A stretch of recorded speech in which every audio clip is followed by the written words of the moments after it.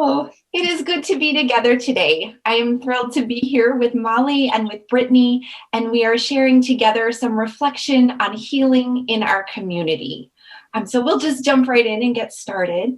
I was wondering if each of you could say what your job is, and maybe say a little something about what you do. Molly, would you like to go first, or would you like Sure. me? I'll start. Sure. So I am an elementary school counselor in the Rock Island Milan School District. This is my combined 12th year of being in a school setting, 7 with junior high age kids, and this is my 5th with elementary. What I do in the building and now remotely is I meet with kids one-on-one. That's the main thing I do, to talk about conflict resolution, feelings, coping, positive and healthy coping skills, and really any type of situation that a child wants to talk about that may have come up at school or in the house. And mainly, I'm a safe advocate for children, and I'm there for them in a very compassionate, non-judgmental, and caring way. That's awesome. Thank you. I have been a social worker in our community for the last 23 years. I have worked with children in many aspects. I've worked with community children who are at home with their parents, children who are in foster care, children who are in the juvenile justice system, addressing their needs, working one-on-one with them, linking families to services, whether that be mental health services, food banks in our community, different resources that will support them and keep families intact. And then recently, I've just taken on the journey to do child protection to ensure safety of the children in our community. Thank you both. This is incredible work that you're doing. We are truly grateful to you. Thank you. And thank you for your time and being with us today to talk about things. You're welcome. Often in the Gospels, including in the scripture that we hear today, the writers of the Bible talk about healing in a particular way, and we often hear of healing as curing a physical ailment, sometimes an illness or an injury. But I'm wondering, especially in reading about Jesus' interest in healing, whether it might be something more than that, whether there might be some opportunities for communities to do healing. And given the work that you are doing, I am wondering if you can help us expand our notion of what healing could mean. Do you ever see healing in your work? Absolutely. Oh, absolutely. Go ahead. I think watching a family develop from a crisis standpoint, being in crisis, having those ongoing conflicts in the home that may disrupt maybe a family residing together, where a family may potentially be broken up, getting those services in place to keep a family intact, to minimize any trauma of removing a child from their home or from a foster care setting, because so often they have so many moves. So I think eliminating that transition for foster care children or community children it affects them so much. So any stability that we can provide for families is crucial to keep them together. That's really beautiful. And to think of healing as the work of providing that stability and that structure of holding togetherness, if you will. Yes. That's beautiful. Thank you. And I would piggyback a lot of what Brittany just said in the school setting too. Unfortunately, there is some physical healing that kids have to go through, which is unfortunate. But that's why it's important that, people like myself and Brittany are in the line of work that we do. I see more, emotional and mental healing, especially, working with younger children. So healing is a process that doesn't happen overnight. And, being in a school setting, the time that I have with kids is pretty short increments, 15 to 20 minutes I usually have to meet with a child. So with that being said, healing doesn't just come from me in those conversations. It comes from the teachers and the administrators and other students. So when I think of healing, I think of it as a very vital team effort of support and understanding. And so that's what I usually, for the most part, experience when I'm at work, how that healing process kind of unfolds over time. It really does take a village to help kids get to, where they need to be physically, mentally. And so I'm just happy to be a part of that process. I love that. And what you were saying, Molly, makes me think of the fact that sometimes we think of Jesus as a healer, like he's someone doing a magic trick and like, look at it's Jesus doing this. But really, so much of his work of healing was about the whole community. And that comes back to your idea of it taking a village with a child. But that might even shine a light on why the church matters so much. If our churches could be communities of healing and could walk alongside counselors and social workers and teachers and be places where we can amplify and support the work that you're doing as a collective effort, instead of just kind of saying, oh, this person needs to go over there to the expert and be healed and get better, which is kind of the opposite of what we're learning from Jesus, if you will. Mm-hmm. Yeah. Thank you for those reflections. Another dimension in our Bible story today is that twice Jesus breaks the rules in order to help somebody. So he and his disciples get in trouble for plucking grain and eating on the Sabbath. And then a little while later, he gets in trouble for helping a man restore the use of his hand on the Sabbath. And he ends up doing that right in front of the authorities who are watching him. And then they really pounce on that as a reason to bring action against Jesus.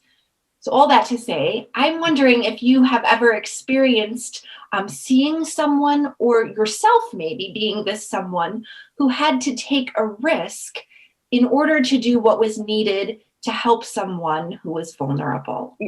In a role of trying to stabilize children in foster care, that they are in a foster home, and that I think that there are times that we can do better, that these children deserve better. And so I have definitely gone against the grain and saying that we're not doing enough, that we're not providing enough stability for these children, that sometimes and people are not happy when I do this, but when I say this home is not enough for this child deserves more, that if we've removed a child from their biological family because of abuse or neglect, we need to do so much more for this child if we're going to traumatize that family. And we're expecting higher standards of biological families. I have really put my foot down of the expectation, what we need to expect from foster homes, and that social workers need to offer more, foster families need to offer more, schools need to offer more. And I've really been I advocate for foster care children, that we need not to provide the bare minimum, but we need to step up as a community. And sometimes these children are not placed in the best placements, and we need to fight for these kids to be transitioned into maybe an environment that's more conducive to what they need.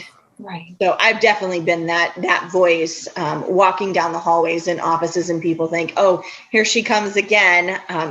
And I do it time and time again, because those children deserve so much better than what our system can provide at times. Right. Thank you. So I have witnessed many people who have taken risks to help students in need. Me personally, I, like Brittany, can get pretty loud about things that I'm passionate about. So if, there's a social emotional need that I don't feel is being appropriately met in a school setting, I am that advocate for that child, to positively correlate and collaborate with the teacher, to help. I kind of have the tips and tricks and toolbox that I can offer to teachers who, they are risking themselves when they go to school every day to help kids in need, whether it be, dangerous things can happen in schools. And so that in itself is a risk. So for me, I think outside the box. I maybe push the envelope a little bit sometimes, but I'm not in the business to make friends with everybody because I know that if I am, then I'm not doing something right. Because, when you rustle feathers and you push, that's when you get things done. And so, it's just, it's not giving up. So yeah, I've done some risky things, nothing to get me in trouble, but sometimes you really do have to make yourself vulnerable and have some tough skin to do what's right. And where does that courage come from? Just passion, I've seen some really bad things, as I'm sure I know Brittany has, but I've also seen some really good things. And when you take risks, things can change. Right.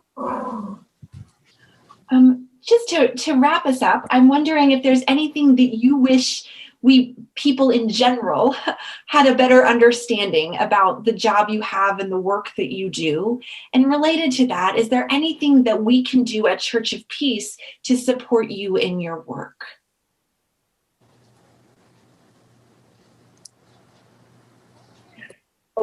I think just prayers for strength. There are some days I'm not sure how I'm going to wake up and do it again tomorrow. So I think prayers of strength to continue Molly and I in this journey, that we continue to show up every day, even when some days we feel pretty beat down. So I think that is huge. And this is just an idea. My mother actually talked to me about the Book Nook one day, and this is completely off topic, but it really touched my heart, that there was a child there that wanted to buy a book. And it's my understanding that, and I believe both of our mothers have been involved in this, and that it's like $1 or so to buy a book. And that there was a child who wanted a book so bad, but she didn't have $1. And so I never want that to happen again. So if we can do something, if we can take up a collection at church, I was just going to give Carla some money and say, if there's a child that really wants a book and can't, even if we gave $20, that's 20 children that weren't able to buy a book. And so that is my recommendation, is if we could take up a little fund to provide the Book Nook, that if there is a child that wants a book and isn't able to purchase one, that we could fill. That would be an easy thing that we could do to fill that need. Great. Awesome. Thank you. What do I wish that people understood about my work? It's very rewarding, even though it can be very emotionally draining. It's worth it. And I also think that, I'm not a therapist. I'm a school counselor, and just the understanding that, mountains are moved and it takes time, baby steps. Yeah. And that's really important for people to understand, when you're talking about counseling or helping a kid through their journey, change isn't easy. And so, we do the best we can. And I would say what Brittany would say too, prayers for, strength, and, not only for us, the workers, but the people that we work with on a daily basis, especially now, when the world is in such turmoil, just prayers for peace and strength, and that, we are on the way to getting better, and that's hopeful. So that's about all I have. Beautiful. Your dogs have some ideas. I can't help my dogs, but I can be a marine counselor. So much for the incredible work that you're doing. You are absolutely on the front lines of not only the pandemic, but even if we weren't in a pandemic, of some of the greatest harm in our community. You were the one standing there doing the work of compassion. And we are so grateful to you as members of the community, and we're so grateful to you as your church. And I'm thankful for you and hope that we are all on the same team in this work. So thank you. And we thank you. Yeah. Yep. Thank you so much. Much appreciated.